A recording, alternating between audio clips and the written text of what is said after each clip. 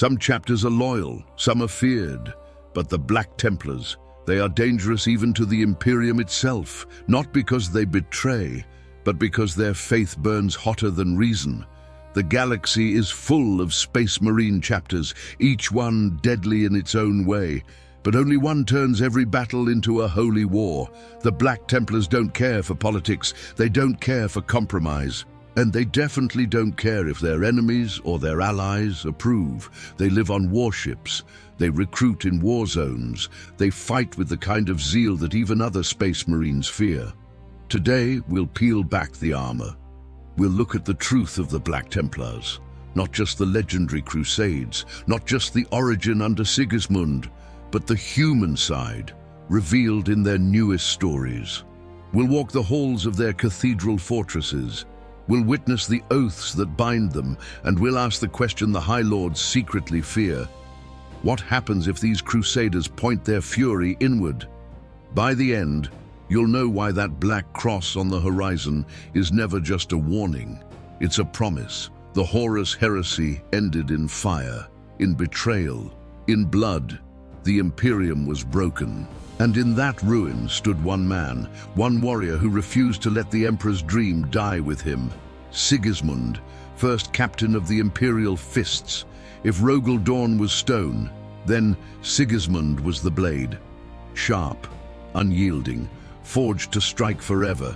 When the War Master fell and the traitor legions fled into the Eye of Terror, most believed the Great Crusade was finished.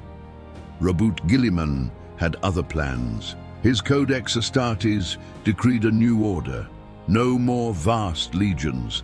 Space Marines would be split into smaller chapters, their wars measured, their ambitions restrained. Sigismund heard this decree, and in his heart, he refused. To him, there could be no pause in the Emperor's work. The galaxy was still infested with heretics, with witches, with Xenos who had not yet faced the Emperor's justice. For Sigismund, peace itself was just another heresy. During the heresy, the Emperor had named him the First Emperor's Champion, a title born in visions, sanctified in blood. That vision never left him, it consumed him. And so, with Dawn's blessing, Sigismund forged something new, a chapter without a homeworld, without rest, without end. The Black Templars. Their fleets became fortresses. Their ships became cathedrals of war. Recruitment did not come from safe worlds. It came from battlefields soaked in blood. Every brother a knight, every knight sworn to oaths that would never be broken, because Sigismund had forged them in the same steel as himself. And when he swore the Eternal Crusade, it was no metaphor. It was an oath written into the very soul of the chapter. An oath that has burned for 10,000 years without fading.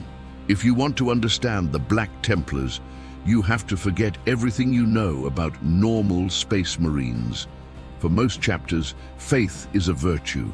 For the Black Templars, it is survival itself.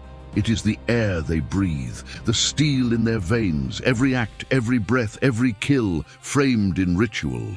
Before battle, oaths are sworn aloud. Not whispers, not private prayers, but vows spoken in the presence of their brothers. The words are not for morale. They are binding contracts with the Emperor himself. To break them would be worse than death. Their armor is chained, sometimes literally, to those vows. The links that hang from their shoulders are not trophies, they are penance. A reminder that a crusader is never unbound. Not even from his own sins. Leadership flows through Castellans. Each one commands their own crusade fleet. Each carries the High Marshal's orders like Holy Scripture. And then there is the Emperor's champion, a brother chosen not by rank, but by vision. He walks the field already knowing who he will kill and how he will die. To be chosen is not an honor. It is a death sentence. Because he is no longer his own. He is the Emperor's will, made flesh. But the Black Templars do not march alone. Every crusade carries thousands of mortal pilgrims. They live in the shadows of the Marines. They pray beside them, and they die beside them. In one moment, Castellan Emmerich leads a column of starving pilgrims through incense-filled corridors. Their feet echo on rusted decks. Some collapse, their bodies left where they fall. But the line never stops. Each marine passes, each bows his head and whispers the same words. For the Emperor, for Tempest. This is the culture of unending devotion. It is not just in their war, it is in their worship, in their structure, in their every step. A crusade does not simply fight. It breathes, it bleeds, it carries everyone along in the tide. This is why the Black Templars are different. They do not count victories, they count vows fulfilled. They do not rest, they do not compromise, they do not stop. To the Imperium, they are both a weapon and a risk. Because faith that burns this hot cannot be controlled. It cannot be reasoned with. It cannot be turned aside. The High Lords of Terror know this, and they sleep uneasily because of it. The Black Templars are loyal, but their loyalty is not to terror. It is not to politics. It is only to the Emperor. And if the day ever comes when the High Lords falter, when their decrees clash with that sacred loyalty, the Black Templars will not hesitate. Their fury will turn inward, and the walls of the Imperium itself will shake. If you thought this crusade was unending, wait until you see what comes next.